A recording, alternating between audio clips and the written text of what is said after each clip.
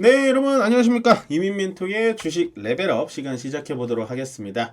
뭐 오늘도 참 녹록치 않게 시장이 좀 흘러가는데요. 뭐 제가 계속 이번 주부터 말씀드렸다시피 저도 시장을 섣불리 예측하지 않고 조금 더 겸손하고 뭐가 시장이 어떻게 된다라고까지도 얘기하기 힘들 정도로 계속해서 힘없이 주가가 밑으로 좀 떨어지고 있습니다. 실례로 뭐 하이닉스 언급을 드렸습니다만 하이닉스 같은 경우는 분기 최대 실적이 나왔어요. 진짜 7조라는 숫자가 어마무시한 숫자잖아요. 그래서 지금 현재 반도체 산업에서 가장 중심이 되는 건 엔비디아, TSMC, 하이닉스라고 해도 과언이 아닐 정도인데 우리나라 시장 자체가 너무 약하다 보니까 하이닉스조차도 어제와 오늘 뭐 떨어지진 않았습니다만 굉장히 약한 모습으로 끝나고 있다라는 게 좀 안타깝고요. 그다음에 전선 전압 변압기 쪽에 핸드 일렉트릭도 실적 괜찮게 나왔거든요. 그런데도 뭐 오늘 그냥 지지부진 장 초반에는 한 7% 올라가다가 오히려 빠지는 그런 좀 아이러니한 좀 느낌이 나왔고 삼성전자는 오늘도 힘이 없죠. 팩트를 어제 말씀드렸지만 삼성전자의 현재 기술력 부족은 엄연한 사실입니다. 삼성전자를 막연하게 제가 응원하고 삼성전자 이렇게 하는 게 아니라 삼성전자가 현재 세계적인 반도체 기술보다 떨어지는 건 엄연하게 사실이에요.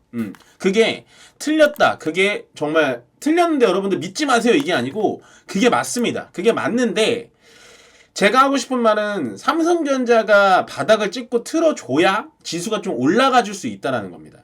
근데 아직도 삼성전자는 바닥을 잡기에는 조금 무리가 있다 정도만 보시면 될 것 같고요.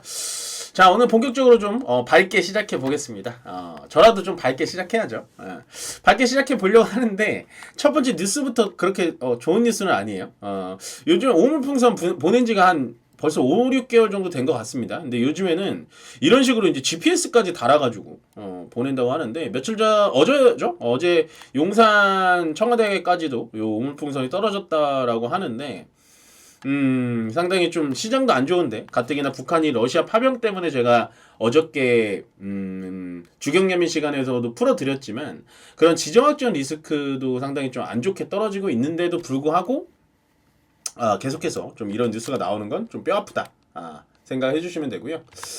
자, 그 다음 보겠습니다. 자연과 환경이라는 종목입니다. 오늘 내부자 거래 한 6,800만원 정도 꽤 많은 금액이 들어와가지고 소개를 시켜드렸고요. 일단 자연과 환경이라는 종목은 여러분들 그냥 뭐 관심은 안 가지셨으면 좋겠어요. 왜냐하면 동전주입니다. 동전주. 한 580원 정도 나가는 동전주기 때문에 뭐 이 종목이 좋다 뭐 이게 아니고 이렇게 관심이 없는 종목도 내부자 거래가 한 7천만원 들어오네 생각을 해주시면 된다. 참고만 하시고요. 그 다음에 이제 내부자 거래를 제가 이 소개를 오랫동안 드리면서 케어젠이라는 종목을 참 많이 말씀을 드렸는데 주가는 되게 밑에 있어요. 제가 알기로는 주가가 굉장히 밑에 떨어져 있는데 그래도 희한하게 정영지 대표이사님이 매일 몇 억씩 매달 몇 억씩 이렇게 내부자 거래가 들어온다. 요거는 좀 상당히 좀 특이해가지고 좀 가져와 봤습니다. 그래서 내부자 거래까지 여러분들께 조금 소개를 드렸다 정도만 보시면 되겠습니다. 그 정도 봐드리면 될 것 같고요. 일단은 어저께 미국 시장 어떻게 끝났는지 좀 지켜보겠습니다. 미국 시장 나쁘지 않게 끝났어요. 그냥 평타 쳤는데 그냥 상세히 따져보자면 그냥 테슬라가 21% 정도 올랐기 때문에 모든 시장이 좋게 끝난 겁니다. 이 테슬라가 올라가 줬기 때문에 전체적으로 나스닥, S&P 500 같이 이런 종목들이 좀 올라갔고 나머지는 보시다시피 뭐 크게 올라간 건 없죠. 많이 떨어진 종목들이 오히려 많고 뭐 엔비디아 뭐 이런 것들 지켜주고 M7 같은 종목들은 그냥 보합권에서 끝났는데 테슬라가 21%는 올랐어요. 테슬라에 대해서는 제가 언급을 좀 어느 정도 드렸던 것 같아요. 많이는 아니고 요거는 아마 제가 생방송에서도 좀 많이 드렸던 것 같은데 테슬라가 이때 있잖아요 여러분들. 요때 이렇게 이제 올라가다가 여기서 고점 찍고 요때부터 좀 떨어지다가 요때 이렇게 개파락이 나왔습니다. 이때가 로보택시 발표 때 실망 매물이 쭉 나오고 그 다음부터 어떤 얘기가 있었냐, 테슬라 실적 안 좋을 거다. 저도 그렇게 얘기를 드렸고요. 테슬라 실적 안 좋을 거다. 실적은 좋겠지만 너무나 반덤핑, 그러니까 싼 가격에 덤핑으로 많이 팔아가지고 그 영업 실적이 안 좋을 거다, 영업 이익력이 안 좋을 거다라는 거를 다 뒤집어 엎고 괜찮게 나오자마자 22% 가량 올랐어요. 21.91. 물론 이제 21.91%가 실적 때문에 간 건 아닙니다. 어저께 대충 분석을 해보면 실적 때문에 갈 만한 수치는 한 요 정도, 갭을 채우는 한 10% 정도로 예측이 됐었는데, 그거 제외하고 이제 얘네들은 그 미국 기업들은 실적 발표한 다음에 컨센서스라는 걸 열어요. 우리나라도 열긴 엽니다. 근데 대표들이 안 와서 그렇지. 컨센서스라는 걸 여는데 그 이제 컨센서스 여는 그 바로 옆에 주에서 이 일론 머스크가 요즘 바쁘잖아요, 여러분들. 트럼프 유세해줘야 되니까 바쁘단 말이에요. 그래서 하필 또 이 옆에 주에서 트럼프 유세를 하고 있는데 이 컨센서스 장으로 직접 그냥 예고도 없이 찾아간 겁니다. 원래 참석을 안 하기로 돼 있는데. 그래서 이제 컨센서스 장에서 내년에는 지금보다 돈을 30%나 더 벌 거다. 라고 얘기를 했어요. 그래서 기자들이 물었죠. 야, 30% 더 어떻게 벌 건데 로보택시 이런 거 지금 아직 안 되잖아. 그래서 어떻게 얘기했냐. 로보택시랑 로보택시 콜 시스템이 있어요. 그러니까 그냥 우리가 휴대폰으로 로보택시 콜을 하면 그냥 걔가 자동차만 내 앞으로 딱 오는 거예요. 굉장히 신기하죠. 그런 거를 이미 연구원들이 하고 있다. 뭐 이렇게 얘기를 했는데 연구원들이 하고 있으면 뭐하냐. 실제 도로에서 써야 되는 거 아니냐. 막 이렇게 따져 물었어요.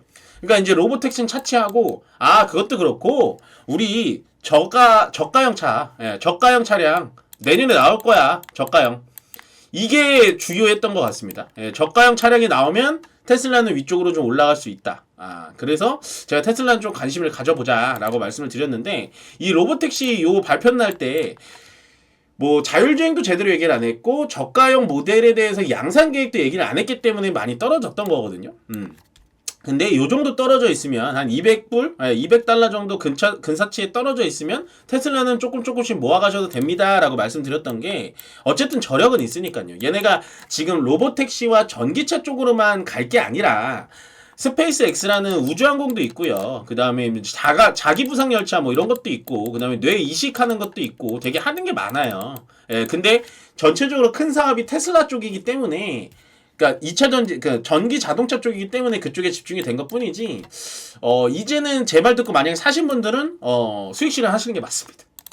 왜냐면 이게 만약에 뭐 트럼프가 된다 그러면은 진짜 기하급수적으로 올라가겠죠. 이거 막 300달러, 350달러 뚫을 수도 있어요. 근데 미국 선거라는 거는 아무도 그렇게 호언장담 하시는 거 믿어서는 안 됩니다. 지금 전체적으로 막 트럼프가 된다 막 이러고 있죠. 그러다가 갑자기 해리스가 뭐 어떻게 돌풍을 일으킬지 모르는 거예요. 저는 뭐 누가 된다라고 해리스가 될지 몰라요 라고 말씀드리는 게 아니라 아무도 모르는 거기 때문에 지금 테슬라 그런데 올라갔는데 트럼프가 된대 그럼 위쪽으로 더 올라가는 거 아니야? 라고 해서 막 이때부터 막 모아가시는 분들이 있는데 그러다 큰일 납니다. 그래서 만약에 제 말을 듣고 200불 근처에서 모아가셨던 분들은 수익 실현하시는 게 맞아요. 그래서 테슬라의 이런 움직임이 상당히 좀 인상적이다. 인상적이고 제가 느낀 점은 뭐냐면 테슬라에 대해서 느낀 점이 아니라 우리나라의 오너들 있잖아요. 기업들의 오너분들도 이런 식으로 좀 나와서 좀 얘기를 해주셨으면 좋겠어요. 저는 뭐 지금 시간까지도 이재용 회장님이 아무런 스탠스가 없거든요. 오늘 뭐 이건희 고 이건희 회장님의 사주기라고 하는데 거기에도 아마 기자들이 많이 찾아갈 겁니다.